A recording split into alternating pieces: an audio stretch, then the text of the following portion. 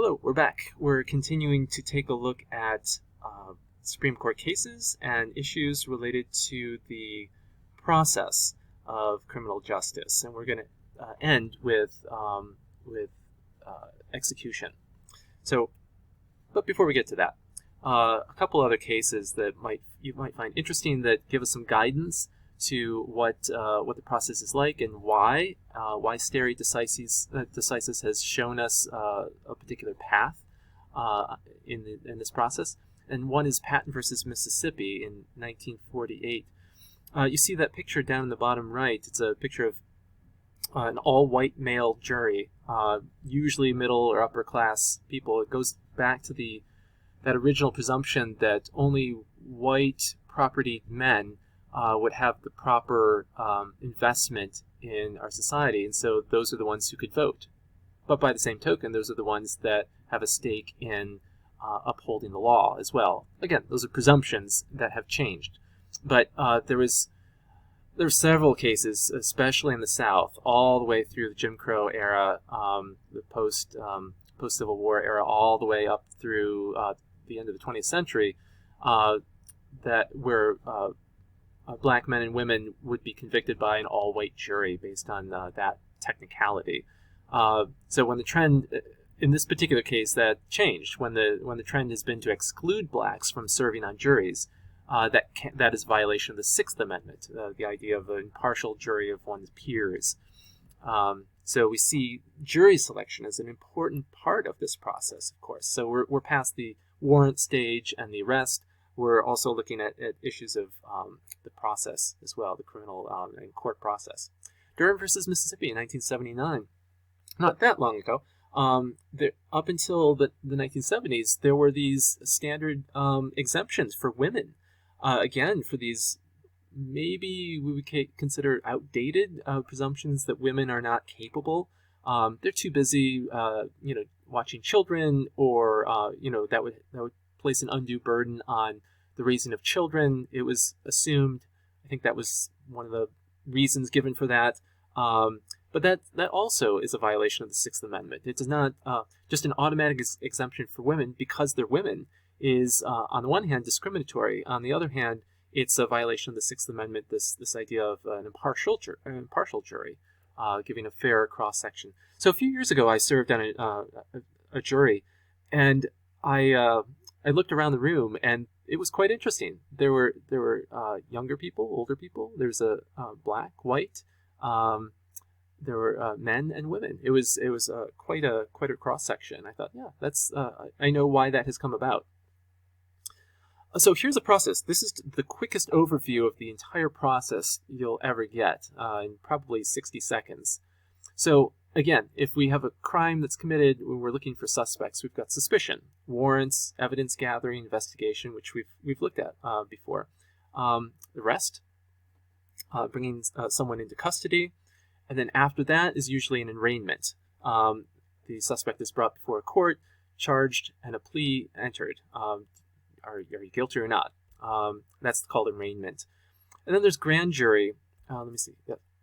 So grand jury, there are two kinds of juries. Grand jury is the one that we look to see if there is enough evidence. That's the one that's you don't find on a lot of the crime shows on TV, but they're less sort of dramatic. But they're just seeing if there's enough evidence or not. Those are not used in all cases. They're used in some cases.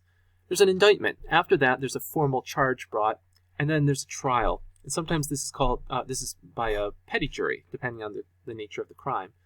And then there's maybe a trial. Most cases don't get to this stage. Something like 80 or 90% of all criminal cases don't even get there. There's a plea bargain. There's a plead of guilty or something like that it doesn't even go to the trial.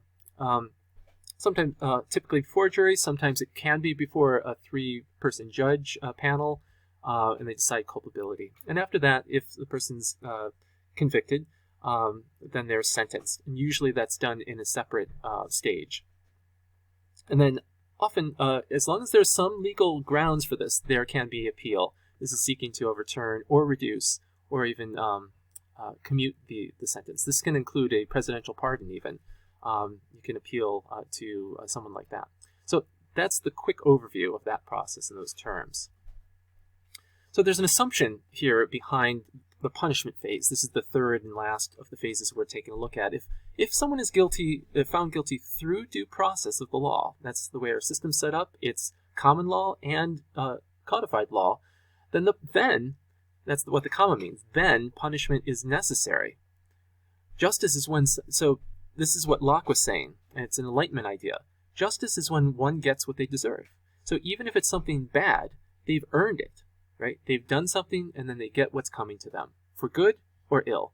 And so that's the assumption behind that guides this punishment phase. Another presumption is that the punishment should fit the crime. It should be a reasonable or rational relationship between the proportion of the crime, the nature and severity, and how someone is punished. And that's a pretty vague, flexible term, but I think it's something that we all tend to agree with. That's what we would call a putative belief in proportionality. And hopefully many of those times it's codified too. And the question for you is it the role of government to seek retribution for transgressing laws? That is, to be punitive, to make someone hurt, to take something away from them, or to rehabilitate people for suspects or convicts, or what we call restorative justice. And many of you already know those terms. And these are not mutually exclusive. We can punish and hurt, but also affect change in that. And these are big philosophical questions that I ask you to consider. So we get to this term corrections. It's really interesting. The prison system is often called a correctional facility. It assumes, again, an Enlightenment idea that someone has something wrong with them. They've done something wrong. They've committed something that's wrong, and they can be reformed or corrected. At least most people can.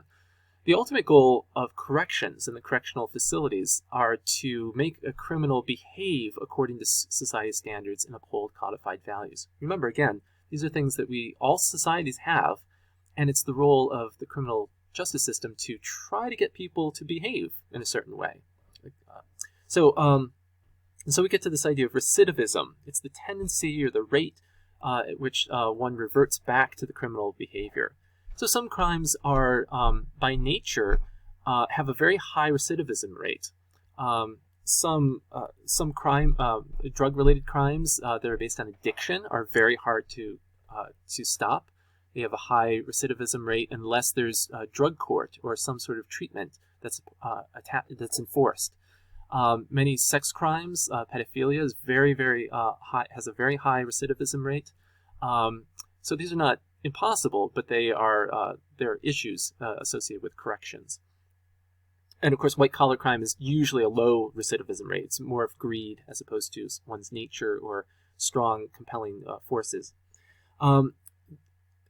In our nation's history, one of the factors has always been an increase in the poorhouses, workhouses, and asylums and prisons. So if we continue to put people behind bars, there are all sorts of economic and maybe even ethical issues.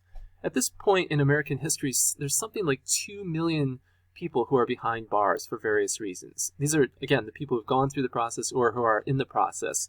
And that might sound like a small percentage of the overall population of, 230 million people, but still that's 2 million people. And so if we continue to put people behind bars, that, of course, has some ramifications. And is there an issue of criminalization of poverty associated with that? Going back to to Brace's point and Locke's point.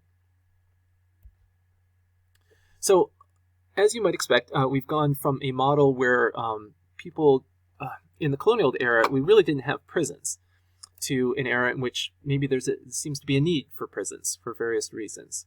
So there are basically two models that emerged in the late 19th century, which we have now. So if any of you go into this as a job, or you commit a crime and are put behind bars, you'll be happy to know that there's a history behind these. Maybe not happy, but you'll know this. So the first is, again, those Quakers, the Pennsylvania Quaker model. This is where people would be separated from each other because as part of their religious belief, exerting a tremendous amount of influence over American history in a lot of different ways.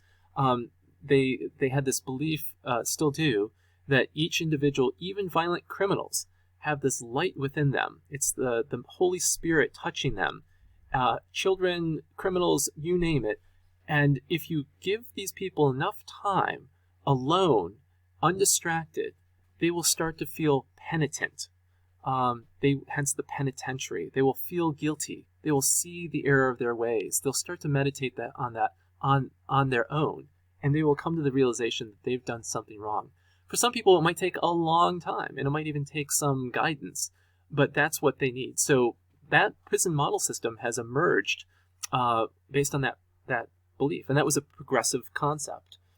So instead of punishing them, flogging them, it's putting them away and letting them kind of do the healing themselves. So isolation, reflection, sometimes work helps, sometimes solitary confinement can be helpful, and usually for some regimented period of time.